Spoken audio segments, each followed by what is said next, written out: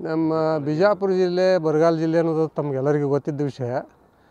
ಸರಿಯಾಗಿ ಮಳೆ ಆಗ್ತದೆ, ಒಮ್ಮೆ ಆಗೋದಿಲ್ಲ. ಆದ್ರೂ ಏನದಲ್ಲ, ಒಮ್ಮೆ ಅದು ಅತಿ ಪ್ರಮಾಣದಲ್ಲಿ ಮಳೆಯಾಗಿ ಬೆಳೆ ಬರೋದಿಲ್ಲ, ಒಮ್ಮೆ ಮಳೆ ಬರಲಾರ್ದೇ ಬೆಳೆ ಬರೋದಿಲ್ಲ. ಹೀಗಾಗಿ ರೈತರು ಸಂಕಷ್ಟದಲ್ಲಿದ್ದಾರೆ.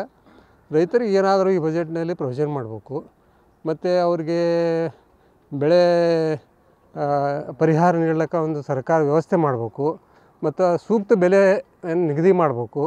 ರೈತರ ಬಗ್ಗೆ ಕಾಳಜಿ ತೊಗೊಳ್ಳಿಲ್ಲ ಅಂದರೆ ಸರ್ಕಾರ ಅದಕ್ಕೆ ಒಂದು ಸ್ವಲ್ಪ ತೀರ್ಮಾನ ತೊಗೋಬೇಕು ರೈತರ ಬಗ್ಗೆ. ಯಾಕಂದರೆ ಅನ್ನದಾತ ಅವನೇ. ಅನ್ನ ಸರಿಯಾಗಿ ನಮ್ಗೆ ಕೊಡಲಿಲ್ಲ ಅಂತಂದ್ರೆ ನಾವು ಮತ್ತು ಬಡತನ ಪರಿಸ್ಥಿತಿ ನಮ್ಮ ನಿವಾರಣೆ ಆಗೋದಿಲ್ಲ. ಬಡತನ ಪರಿಸ್ಥಿತಿ ನಿವಾರಣೆ ಆಗಬೇಕಾದ್ರೆ ರೈತರನ್ನು ಉದ್ಧಾರ ಮಾಡ್ಬೇಕು ನಾವು. ಅದೇ ಒಂದು ಮೂಲ ಉದ್ದೇಶ ನಾವು ಹೇಳ್ತೇವೆ. ಈ ನಾಳೆ ಬರ್ತಕ್ಕಂಥ 7ನೇ ತಾರೀಕಿಗೆ ಕರ್ನಾಟಕದ ವಿಧಾನಸೌಧದ ಬಜೆಟನ್ನು ಮಂಡನೆ ಮಾಡ್ತಾಯಿದ್ದಾರೆ. ಈ ಸಂದರ್ಭದಲ್ಲಿ ವಿಜಯಪುರ ಜಿಲ್ಲೆಯ ಜನ ಭಾಳ ನಿರೀಕ್ಷೆ ಇರತಕ್ಕಂಥದ್ದು ಕೃಷ್ಣಾ ನೀರಾವರಿ ಮೇಲ್ದಂಡೆ ಯೋಜನೆಯ ಕಾಮಗಾರಿ ಪೂರ್ಣಗೊಳ್ಳಬೇಕು ಮತ್ತು ಅದಕ್ಕೆ ಹಣವನ್ನು ಬಜೆಟ್ನಲ್ಲಿ ಮೀಸಲಿಡಬೇಕನ್ನುವಂಥ ಜನರ ಒತ್ತಾಯ ಇದೆ. ಎರಡನೇದ್ದು ಇನ್ನೊಂದು ರೇವಣಸಿದ್ಧೇಯತ್ ನೀರಾವರಿ ಕೂಡ ಆಗಬೇಕನ್ನುವಂಥ ಆಗ್ರಹದ. ಇವೆರಡೂ ಭಾಳ ವಿಜಯಪುರ ಜಿಲ್ಲೆಯ ಜನರ ಬಹು ನಿರೀಕ್ಷಿತ ಯೋಜನೆ. ಇದನ್ನು ಇಲ್ಲಿರ್ತಕ್ಕಂಥ ವಾಯುವಿಹಾರ ಸಂಘದ ಎಲ್ಲ ಮಿತ್ರರು ಕೂಡ ಈ ಬಜೆಟ್ನಲ್ಲಿ ಇದು ಮಂಡನೆ ಆಗಬೇಕು ಮತ್ತು ಅದಕ್ಕೆ ವಿಶೇಷವಾದಂಥ ಬಜೆಟ್ ತೆಗೆದಿಡಬೇಕನ್ನುವಂಥ ಒತ್ತಾಯ ಜನರದಿದೆ. ಜಿಲ್ಲೆಗೆ ಬೇಕು ಸರ. ಅದಕ್ಕಿಂತ ಮುಂಚೆ ನಾವು ಗುತ್ತಿಗೆದಾರರಿ, ಬಿಜಾಪುರ ಗುತ್ತಿಗೆದಾರ ಸಂಘದ ಕಾರ್ಯಾಧ್ಯಕ್ಷರು ನಾವು. ನಮ್ಮದು ಒಂದೇ ಒಂದು ಬೇಡಿಕೆ, 5 ಗ್ಯಾರಂಟಿ ಕೊಟ್ಟರೆ ಗೌರ್ಮೆಂಟ್ನವರು, ಅದರ ಜೊತೆ 6ನೇ ಗ್ಯಾರಂಟಿ ಒಂದು ನಮ್ದು ಸೇರಿಸ್ರಿ ಅಂತ. ಪೇಮೆಂಟೇ ಇಲ್ಲ, ಒಟ್ಟಿಗೆ ಪೇಮೆಂಟ್ ಇಲ್ಲ. ನಮ್ಮದು 3 ವರ್ಷದಿಂದ ಕಾಯ್ತಾ ಇದ್ದೇವೆ ರೀ. ಯಾವುದು ಎಲ್ಲ ನಮ್ಮ ಗುತ್ತಿಗೆದಾರರು ಹೊಲ ಮನೆ ಬಳ್ಳಿ ಬಂಗಾರ ಎಲ್ಲ ಮಾರಿಬಿಟ್ಟು ಕೆಲಸ ಮಾಡಿದ್ದೀವಿ. ಒಂದು ನಯ ಪೈಸೆ ಪೇಮೆಂಟ್ ಇಲ್ಲ. ನಿಮ್ಮ ಮುಖಾಂತರ ಕೈ ಮುಗಿದು ಕೇಳ್ಕೊತೀವಿ ಗೌರ್ಮೆಂಟ್ಗೆ, ನಮ್ಮದು ಎಲ್ಲ ಪೆಂಡಿಂಗ್ ಒಂದು ಅರ್ಧದಷ್ಟು ಆದರೂ ಪೇಮೆಂಟ್ ಮಾಡಿರಿ ಅಂತ ತಮ್ಮ ಮುಖಾಂತರ ಸರ್ಕಾರದಲ್ಲಿ ಕೇಳಿಕೊಳ್ತೀವಿ. ಬಿಜಾಪುರದ ವಿಮಾನ ನಿಲ್ದಾಣ ಪ್ರಾರಂಭವಾಗಿ ಸುಮಾರು 10 ವರ್ಷಗಳಿಂದ ಕಾರ್ಯ ನಡೀತಾ ಇದೆ.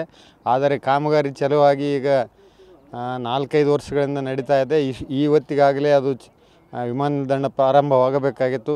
ಕೆಲವು ಕಾರಣಗಳಿಂದ ಪ್ರಾರಂಭ ಆಗಿಲ್ಲ. ಈಗಲಾದರೂ ಈ ಬಜೆಟ್ಟಿನಲ್ಲಿ ಏನು ಹಣವನ್ನು ಮೀಸಲಿಟ್ಟು ಅದನ್ನು ಪ್ರಾರಂಭ ಮಾಡಬೇಕಾಗಿ ಬಿಜಾಪುರ ಜನತೆ ಪರವಾಗಿ ನಾವು ಕೇಳಿಕೊಳ್ತೇವೆ.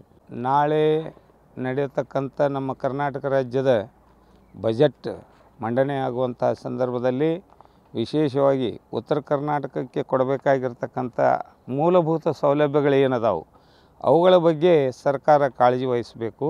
ಯಾಕಂದರೆ ಎಷ್ಟೇ ಸರ್ಕಾರಗಳು ಬರ್ತಾವೆ ಹೋಗ್ತಾವೆ, ಆದರೆ ಜನಪರವಾಗಿರ್ತಕ್ಕಂಥ ಬಜೆಟನ್ನು ಘೋಷಣೆ ಮಾಡಲಿ ಅಂತಕ್ಕಂಥದ್ದು ನಮ್ಮ ಅಭಿಪ್ರಾಯ.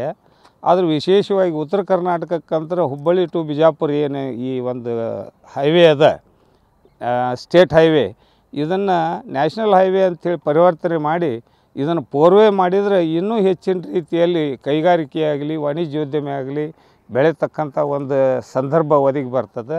ಅದೇ ರೀತಿ ಉತ್ತರ ಕರ್ನಾಟಕಕ್ಕಾಗಿ ವಿಶೇಷವಾಗಿರ್ತಕ್ಕಂಥ ಈಗ ಏನು ಆಲಮಟ್ಟಿ ಲಾಲ್ ಬಹದ್ದೂರ್ ಶಾಸ್ತ್ರಿ ಮಾರುಕಟ್ಟೆ ಏನೈತಿ, ಇದನ್ನು ಇನ್ನಷ್ಟು ಉನ್ನತೀಕರಣ 3ನೇ ಹಂತದ ಏನು ಬಿ ಸ್ಕೀಮ್ ಅಂತ ಏನು ಕರಿತೀವಿ, ಅದಕ್ಕಾಗಿ ಪ್ರತಿ ಬಜೆಟ್ನಲ್ಲಿ 5,000 ಗಟ್ಟಲೆ ದುಡ್ಡು ಮೀಸಲಿಡ್ತಾರೆ. ಆ ದುಡ್ಡು ಎದಕ್ಕೂ ಸಾಲೋದಿಲ್ಲ.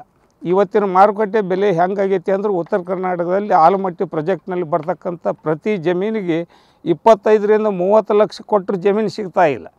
ಸರ್ಕಾರ ಘೋಷಣೆ ಮಾಡ್ತಕ್ಕಂಥದ್ದು 1/4 ಅಂತ ಹೇಳ್ತಾರೆ. ಹೀಗಾಗಿ ಜಮೀನಿಗೆ ಮೂಲ ಬೆಲೆನೇ ಕೊಡಕ್ಕೆ ತಯಾರಿಲ್ಲ ಇವರು. ಆ ಉದ್ದೇಶ ನೋಡಿದರೆ ಸರ್ಕಾರದವರು ಸರಿಯಾದ ರೀತಿಯಲ್ಲಿ ಒಂದು ಪರಿಶೀಲನೆ ಮಾಡಿ ಜನಸಾಮಾನ್ಯರಿಗೆ ಯಾವುದೂ ಹೊರೆಯಾಗದಂತೆ ಜನಸಾಮಾನ್ಯರಿಗೆ ಅನುಕೂಲವಾಗುವಂಥ ರೀತಿಯಲ್ಲಿ ಬಜೆಟ್ ಮಂಡನೆ ಮಾಡಿದರೆ ಸರ್ಕಾರಕ್ಕೆ ನಾವು ಧನ್ಯವಾದನ ಹೇಳಲಿಕ್ಕೆ ಬಯಸ್ತೀವಿ.